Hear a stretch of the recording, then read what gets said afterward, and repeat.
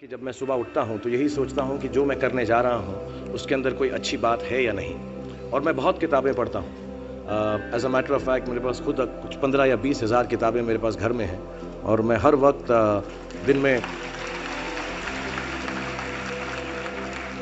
में 3 किताबें एक साथ पढ़ता हूँ। एक मैं अपनी गाड़ी में पढ़ता हूँ जब काम पर जा रहा होता हूँ, एक मैं सोने से पहले पढ़ता हूँ, और एक, आप ज़्यादा ना हंसे तो बताऊँ, बाथरूम में पढ़ता हूँ। सो आई रीड ऑल 3 बुक्स। और मैंने बहुत सारी सेल्फ हेल्प और सेल्फ रियलाइजेशन की किताबें भी पढ़ी हैं, लेकिन इस किताब की एक यूनिकनेस है। हर किताब यही कहती है कि अच्छा सोचो, अच्छा दिमाग में लाओ, अच्छे विचारधारा रखो, अच्छी विचारधारा रखो।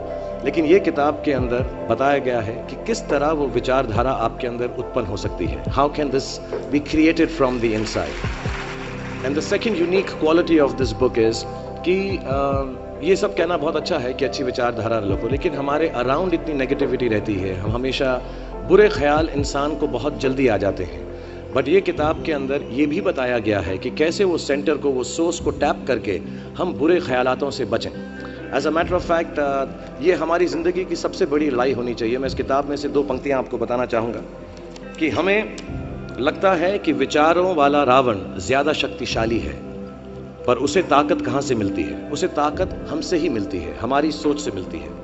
इस किताब में उस सोच, उस सोर्स को कंट्रोल करना सिखाया गया है। और मैं इस्लामिक रिलीजन का हूँ, मैं मुस्लिम हूँ। हमारे में एक वर्ड है जो बहुत मिसयूज़ होता है, जिहाद। जिहाद का भी थॉट प्रोसेस बिल्कुल यही है कि हमारे अंदर जो बुरी सोच है उसको कॉन्कर करना, उसके लिए लड़ना, उसे जिहाद कहते हैं। बाहर सड़कों पे लोगों को मारने को जिहाद नहीं कहते। 2-3 बातें और कहूँगा लोगों के बारे में जिन्होंने मुझे यहाँ पर बुलाया है, इनसे मेरी मुलाकात हुई और बहुत अच्छा लगा मुझे। जैसा मैंने कहा कि सुबह उठते ही अच्छी थॉट्स सोचो। इस किताब में 2-4 लाइनें और ऐसी हैं जो मुझे लगता है हमको सोचने पर मजबूर करती हैं। If you get up in the morning and if you think only good thoughts, किसी के लिए बुरा मत सोचो, सिर्फ अपना अच्छा सोचो। मैं बड़ा सेल्फिश आदमी हूँ और मैं बिलीव करता हूँ कि अगर दूसरों का सोचने का मौका ना मिले, अपने लिए भी सिर्फ अच्छी बात सोचो। ये मत सोचो कि दूसरा हार जाए, ये सोचो कि मैं कैसे जीतूँ। It's only a way that you can turn around the same thought. Because as this book says, विश्व में किसी भी चीज के भौतिक निर्माण से पहले उसका विचारों में निर्माण होता है, which is true. I believe all things created in this world are created by our own thoughts. जो विचार होश और जोश में किए जाते हैं वे ही हकीकत को बदलते हैं। दुनिया वैसी नहीं है जैसा आप सोचते हो, दुनिया वैसी है जैसे आप हो। सो जो भी आपको कभी कभार दिल में आता है कि ये इंसान में से अच्छाई नहीं कर रहा है, ये घटिया है, ये बुरा है, ये जो सिचुएशन है अच्छी नहीं है, as a matter of fact अगर आप अपना नजरिया बदल के रात को सोने से पहले उसी आदमी के बारे में उसके पॉइंट ऑफ व्यू से देखें, उसी सिचुएशन को एकदम नेगेटिविटी के बिना देखें, तो आपको मालूम पड़ेगा कि सिचुएशन इतनी बुरी नहीं है। आपके अराउंड जो लोग हैं, दोस्त हैं या दुश्मन जिन्हें आप समझते हैं, वो एक्चुअली दुश्मन नहीं है। So it is the way you think of the world, that is how the world will look to you, is the most important aspect of this book. मुझे अपनी भी मुझसे पूछा इन्होंने सवाल, मैंने पूरा जवाब नहीं दिया कि मैं जब छोटा था तो कैसा सोचता था। मैं सोचता था कि इतना बड़ा स्टार बन जाऊंगा। आई रिमेंबर मैंने टीवी में एक सीरियल किया था, आप लोग शायद बहुत सारे यहाँ पे छोटे इन्होंने देखा नहीं होगा, एक फौजी सीरियल किया था मैंने। एंड पहली बार जब मैं सड़क में जा रहा था तो मैंने देखा 2 औरतें 3 व्हीलर में हैं, और सडनली उन्होंने मुझको देखा। मेरा नाम उस सीरियल में अभिमन्यु राय था, फौजी में।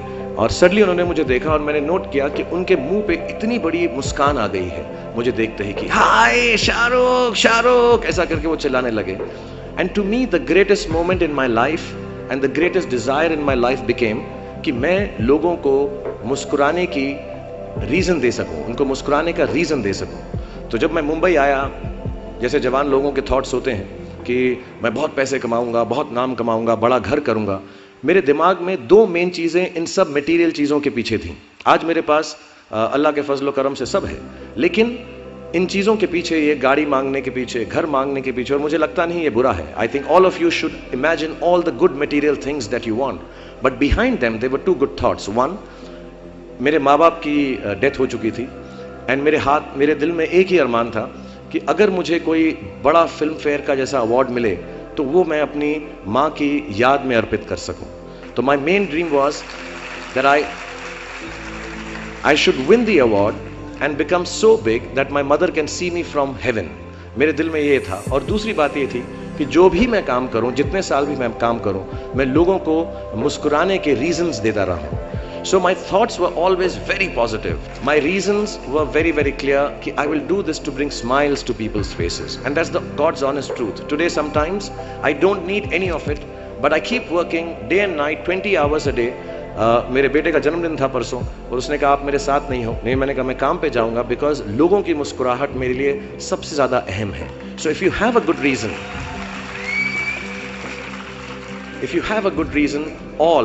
all your thoughts and beliefs and everything that you want in this material world will come through.